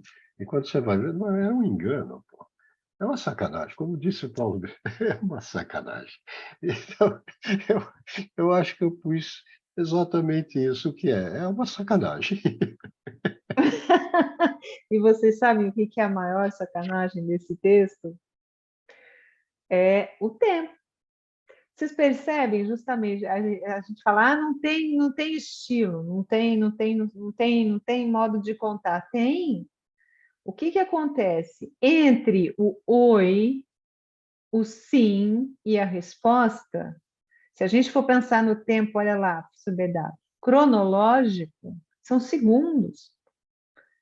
Agora, o tempo dessa crônica, ele é distendido, né? Ele é distendido, porque entre o oi, o sim e o foi engano, você tem todo um mundo que se descortina, né? Existe uma duração, né? E isso é um trabalho narrativo com o tempo. E isso cria o quê? O suspense, por isso é muito mais sacanagem, porque a gente fica querendo saber o que vai acontecer no final, e o leitor fica em suspenso no quê? No tempo. E isso é construção, né? E é por isso que a narrativa é maravilhosa, né? Porque ela te dá milhões de possibilidades de trabalhar não com o tempo cronológico, né? Com esse do relógio, né?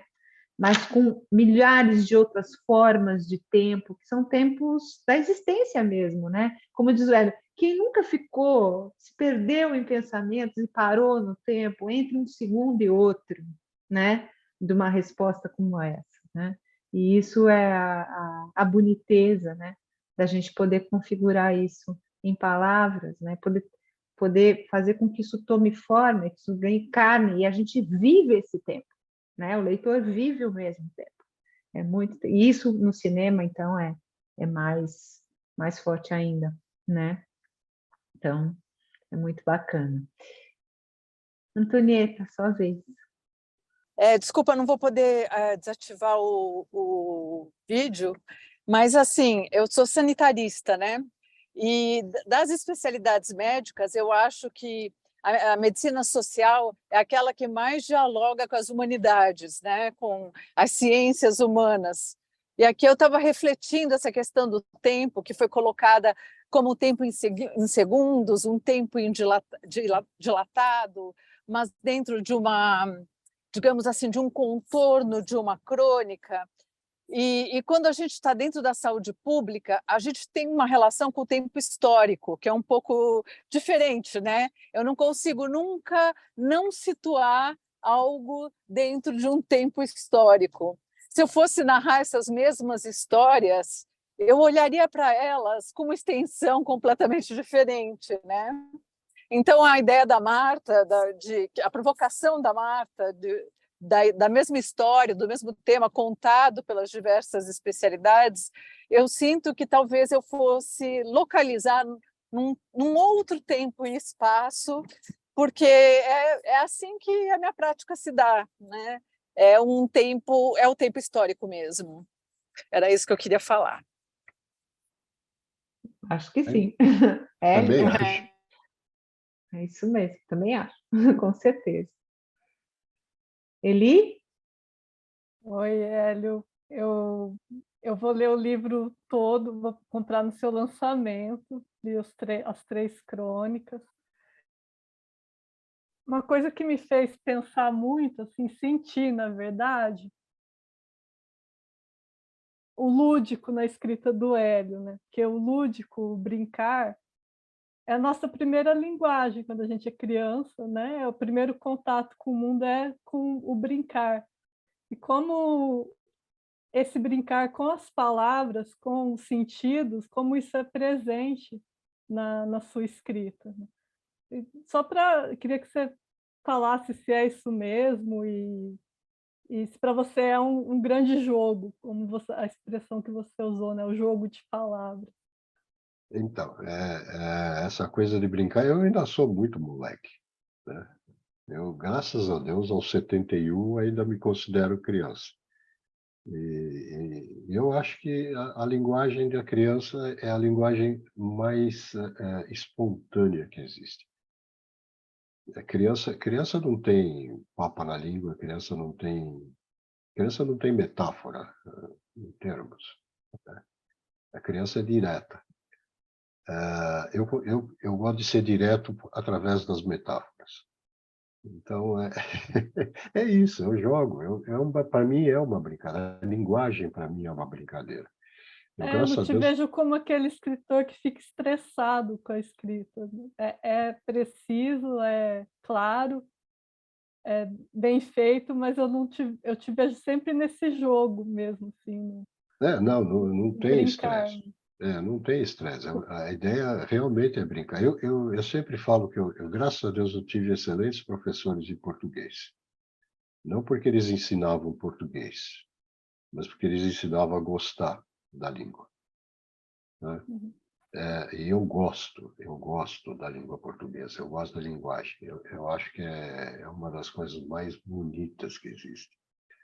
Então, brincar com isso é uma forma de você reconhecer que ela é uma coisa bonita, que você pode manusear e que você pode, sei lá, você pode jogar, e ser feliz, estar feliz e fazer ficar feliz com isso. Eu acho que é por aí. Eu vou querer trabalhar suas crônicas com os meus alunos, viu, Hélio? Com certeza. Fica à vontade, para mim é um prazer, muito obrigado. Olha lá, minha irmã está falando que ela vai ser sempre criança até os 120. E olha lá, hein? Se não for mais.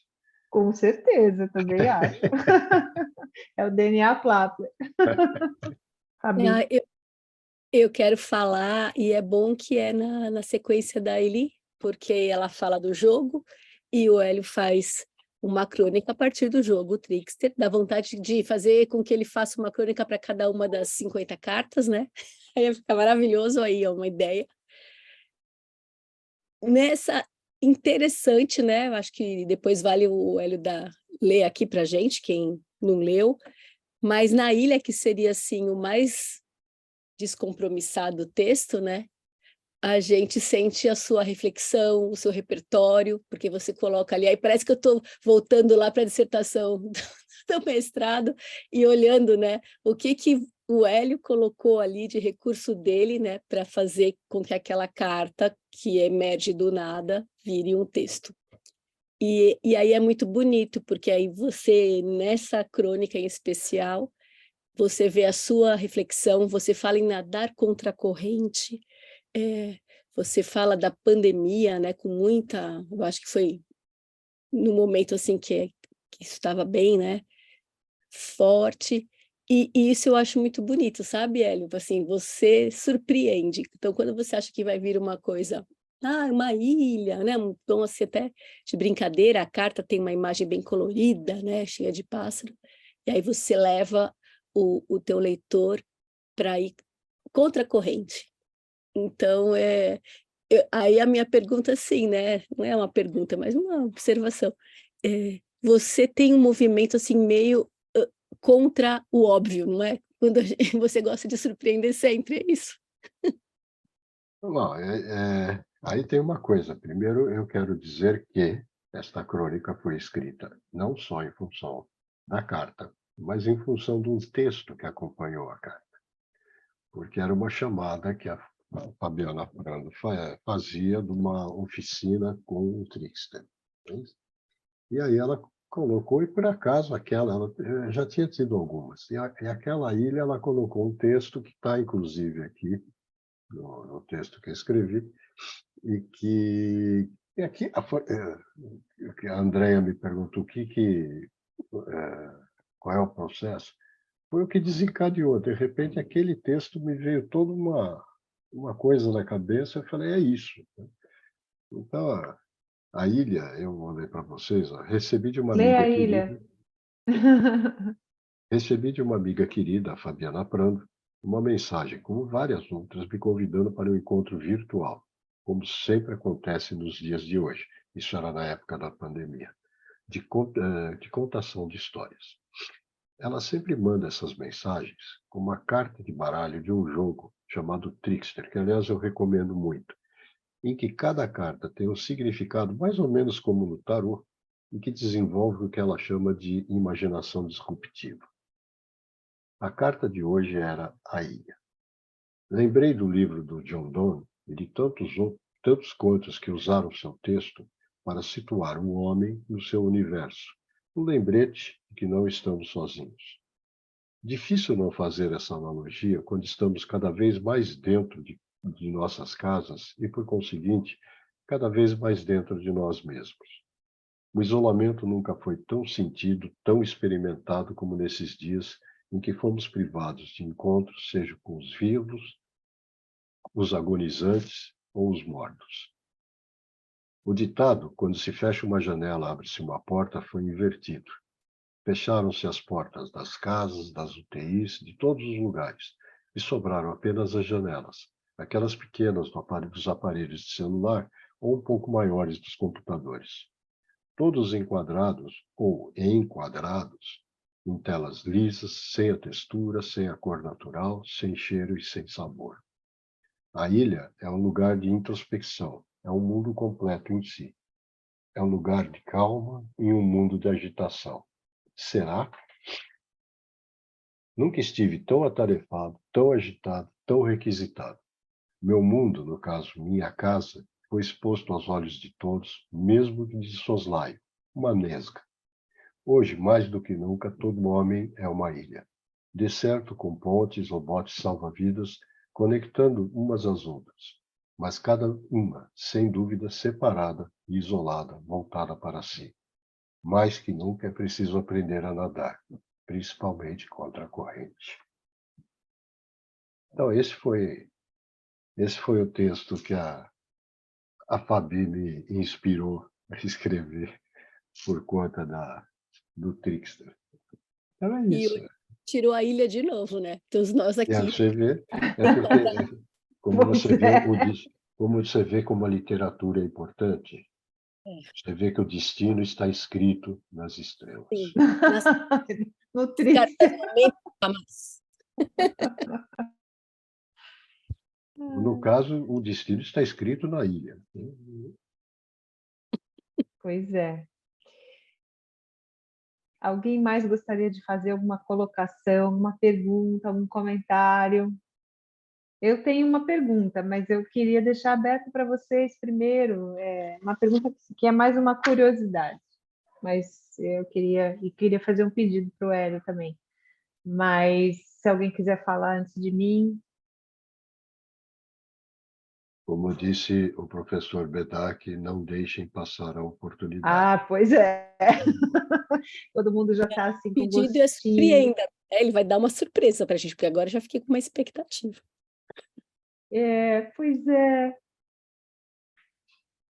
Posso fazer um pedido, então? Eu queria estão me ouvindo bem? Eu queria...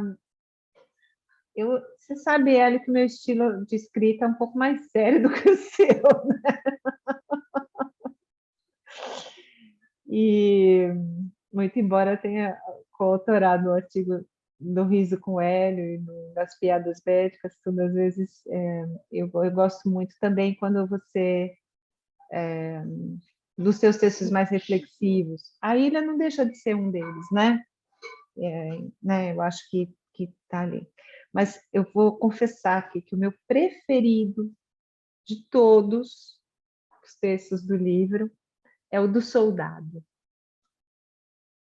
Eu queria te pedir se você pode explicar para mim, para a gente, ler o texto e dizer para a gente o que te motivou, porque ele é um texto bem diferenciado dos outros textos do livro, e porque me parece um texto menos pessoal, né? Assim, menos da experiência pessoal. Não sei se estou certo ou estou errado, mas queria que você lesse e depois contasse um pouquinho da gênese desse texto, se você puder. Eu vou fazer diferente. Eu vou ler o texto e depois eu quero que vocês me digam, quem quiser me dizer, de onde vem essa história. Tá? O que essa história diz para vocês, não para mim. Epitáfio ao soldado desconhecido. Ele caiu. Foi caindo devagar, como a água da cachoeira, que demora a chegar ao rio que corre abaixo. Caiu de joelhos, como em prece por um mundo melhor em que não fosse mais necessário que ele existisse. E foi deslizando aos poucos, como se relutasse, negando-se a deixar exaurir o último sopro de vida de um corpo cansado. Caiu de olhos abertos, como se quisesse perpetuar em suas retinas as imagens daquele lugar em que nunca pensara e nem queria estar. Aquele lugar que ele desconhecia, assim como ele era desconhecido de todos ali. Caiu com a boca aberta, tocando a terra gelada, um beijo eterno naquele monte de escombros, onde antes havia um parque em que as crianças brincavam, onde tudo era inteiro e agora são só pedaços. Pedaços de terra, de corpos, de vida, só pedaços. Caiu com o peito estraçalhado de estilhaços e de agonia que ninguém nunca entenderia, pois que ali estava, como tantos a lutar uma guerra que não pedira, uma guerra inventada por outros que jamais sequer chegariam perto daquele lugar. Caiu regando com suor e sangue o que seria de novo um dia um jardim.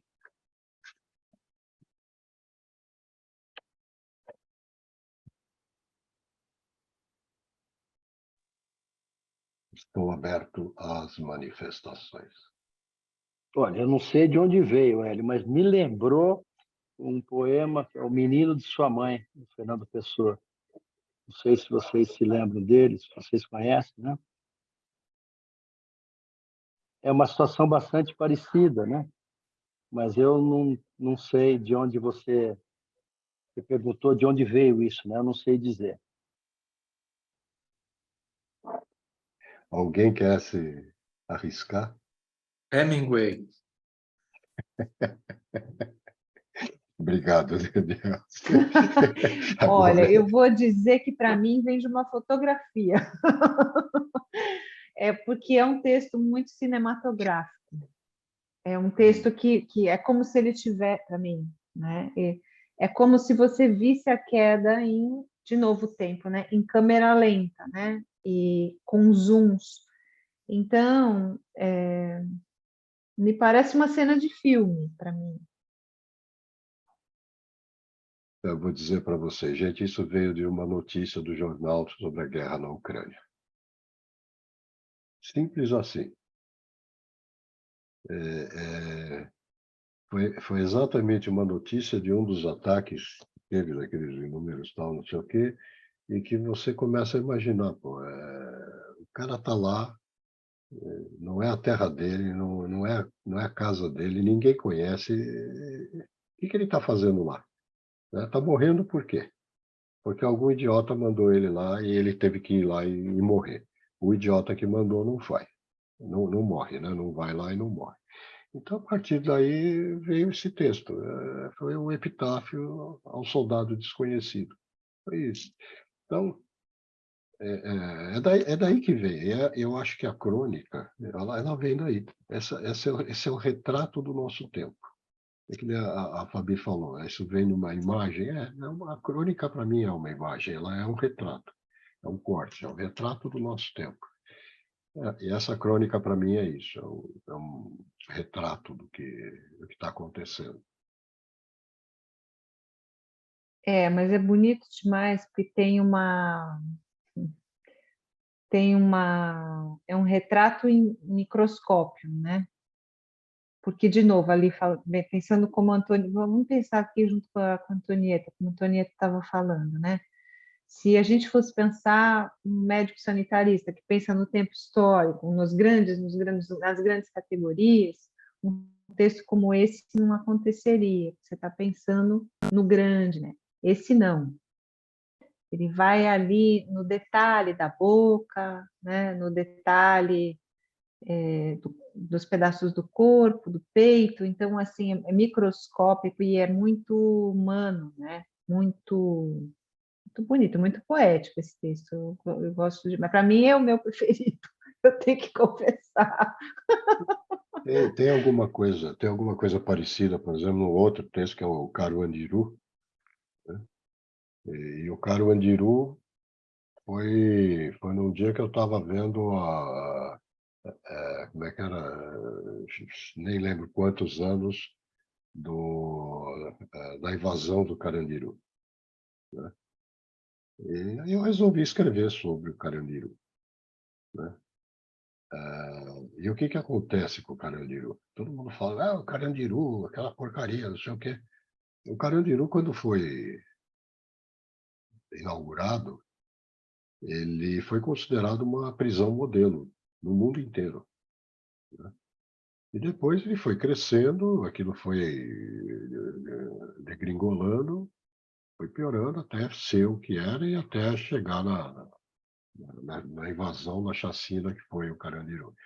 E eu resolvi escrever sobre o Carandiru, mas escrever de uma forma diferente. Então, o que eu fiz? Escrevi a história de um rapaz, né, que de infância ele era Antônio de Rufino, daí virou Andiru, e que era o Caro Andiru, né? E fui comparando a história desse menino que foi preso no Carandiru e que foi morto no massacre do Carandiru. E que de criança ele tinha uma tia que contava história para a meninada todo dia, e por isso ela ficou conhecida pela meninada como Tia História. E aí eu termino esse conto, essa crônica, com uma carta que ela deixa para o menino, para o sobrinho que morreu. Então ela começa a carta com o Caro Andiru. Então ficou o Caro Andiru e ela ficou uma carta da história, quer dizer, ficou escrito pela história. Então, quando eu falo assim, tem todo esse jogo, tem todas essas coisas. Quando eu escrevo, eu gosto disso. Eu queria que alguém olhasse para isso e dissesse assim: nossa, será que foi só isso que ele escreveu? Ou será que tem alguma coisa aqui no fundo, né, por trás disso, que pode significar alguma outra coisa? E ela, nesse conto, eu escrevo mais ou menos também, quando, a hora que ele morre, mais ou menos isso, que ele vai caindo, que ele fica de olho aberto e tal. Mas é isso. É bem bonito. Eu gosto muito. Muito bem, gente. A gente está se aproximando aqui da nossa hora do final. Queria ouvir as considerações finais de vocês. Se alguém quiser falar mais alguma coisa. Hoje a Bruna está tão quietinha, não falou nada. Estou sentindo falta dela falar hoje. Tânia, Renata. Ó, Renata está aplaudindo aqui. Concordo com tudo que o irmão, a irmã também falou dele. Eu estava pensando isso. Ele é assim mesmo, viu, gente? A gente sabe. Mas é lindo que isso agora está ali em livro. Né? O livro eu adorei. Então tá bom. Fala, Danilo. Sim. É interessante, poucas vezes eu acho, poucas vezes na vida eu fiquei tanto tempo longe de uma pessoa que eu admirava. Eu não era seu amigo íntimo, mas eu me sentia amigo íntimo. Você era um personagem. Tem algumas pessoas que a gente passa na vida ficam gravados para a gente. Um outro é o nosso amigo Nelsinho Romerschlag, né? O Nelsinho é como o Hélio, todo mundo chama ele de Nelsinho, ninguém chama ele de Nelson. Nem no hospital. O Nelsinho aqui, o Nelsinho ali. O Nelsinho foi o primeiro diretor clínico do Einstein. A primeira vez que se teve uma eleição, ele foi o primeiro diretor clínico. E você, Hélio, é personalidade assim, marcante. Tem algumas pessoas que marcam a gente na vida que ficam profundamente marcadas. Você é uma pessoa que a gente pode chamar de ídolo. E agora foi tão gostoso te encontrar, Hélio. Olha, muito obrigado por ter escrito esse livro. Vai ser meu livro de cabeceira os próximos dias, vou devorar ele e vai ficar guardado lá na cabeceira para de vez em quando eu me lembrar de você, assim, meu amigo de tanto tempo atrás. Foi tão legal te ver depois de tanto tempo, Hélio, você continua a mesma pessoa encantadora, um grande amigo de todos nós, todos que te conhecem, tem você como um amigão. O Super Hélio, nosso amigo de todas as horas. Obrigado, viu, Hélio? Eu que te agradeço. Nossa, eu fico emocionado. Eu só vou avisando uma coisa, viu, gente? Quem quer continuar amigo do Hélio, daqui a várias encarnações, depois que a gente já passar dessa para melhor, não é no céu que a gente tem que encontrar o Hélio, viu? Ele já falou que não é. Explica por quê. Porque falaram para mim que eu sou um cara tão legal que quando eu morrer eu vou para o céu. Eu falei, para o céu não, eu quero ir para o inferno. Por quê? Porque todos os meus amigos estão lá. Mas assim, esse inferno aqui é muito bom. Esse inferninho aqui, essa sacanagem é muito boa entre nós. Eu queria agradecer. Fala, Deixa Hélio, eu só falar. agora deixa eu fazer o merchan, né? Já que eu vou fazer. Então, pessoal, o livro vai ser lançado oficialmente, presencialmente, no dia 7 de outubro. Depois eu vou colocar as chamadas, mas não vai ser em livraria, porque livraria é muito comum, né? Todo mundo faz. Não, eu quero fazer na escola de danças, que chama Centro de Danças Milena Malzone, o Milena Malzone Dance Center. Vai ter direito a uma aula de dança quem for lá. Então, eu até explico por quê. Quando eu amputei a perna e voltei, né, comecei a reabilitação, e eu ganhei a minha prótese, eu já dançava na escola da Milena, e eu disse, olha, Milena, é o seguinte, eu preciso reaprender a dançar. Eu peguei a prótese e voltei para lá. Falei, eu preciso reaprender a andar. Então eu queria reaprender a dançar também, porque aí a gente junta tudo e faz uma coisa ajuda a outra. E essa menina topou, né? Ela realmente levou a coisa a ferro e fogo, fez muito, e até hoje eu estou dançando. Com prótese e tudo, eu estou dançando com ela. Então, para mim é uma coisa bastante importante, né? A Renata, que além de minha filha, é minha parceira, sempre. E então eu resolvi que como isso para mim é uma coisa importante, faz parte da minha evolução na vida, então eu resolvi fazer o lançamento do livro lá. Então, já estou convidando todo mundo, vai ser um prazer ter vocês ali. Tá? Muito bem. Quem puder estará lá, né, Hélio? Eu só fico chupando o dedo. Mas tudo bem por enquanto. É isso mesmo. Bom, então gostaria muito de agradecer a presença de vocês. Foi maravilhoso ter todos aqui hoje de novo, nesse 5º Book Club do Genan desse ano de 2023. Estou muito feliz e orgulhosa de ver o primeiro livro do Hélio, é importante que se diga, sendo lançado aqui, pré-lançado aqui, e convido também a todos a estarem presencialmente no lançamento, no dia 7 de outubro, nesse espaço especial de transformação também e de movimento, que é o espaço da Milena, e que foi tão importante aí na reescrita da trajetória do Hélio como de médico a paciente, a ex-paciente, a dançarino e a escritor.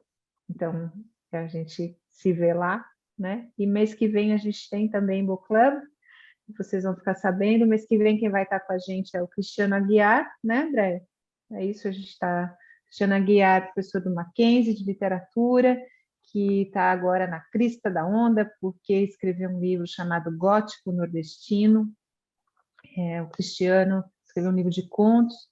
Ele vai compartilhar alguns contos do Gótico com a gente, para a gente ler antes do nosso encontro do mês que vem. E é interessante porque essa coisa do gótico, né, que agora está muito na moda, essa coisa, né, de uma literatura ligada ao terror, né, a questão, enfim, dos mortos-vivos, etc., etc., são contos fantásticos, a gente pode dizer, ligados a essa questão do gótico mesmo, da tradição do gótico, porém com uma dose de realidade que eu acho que vai valer a pena a gente discutir. Então, mês que vem a gente se vê aqui no Book Club com o Cristiano Aguiar e nós, de novo. E eu deixo um beijo para todos e uma ótima noite para todos vocês. E a gente se vê na próxima. Obrigada, Hélio. Né? Bem-vindos Valeu, todos. pessoal. Obrigada, Hélio. Parabéns, Hélio. Parabéns, viu? Parabéns. Parabéns. Estaremos lá em outubro. É dia 7, certeza. Hélio. É dia 7. Estaremos É lá. dia 7. Beijão. Beijo.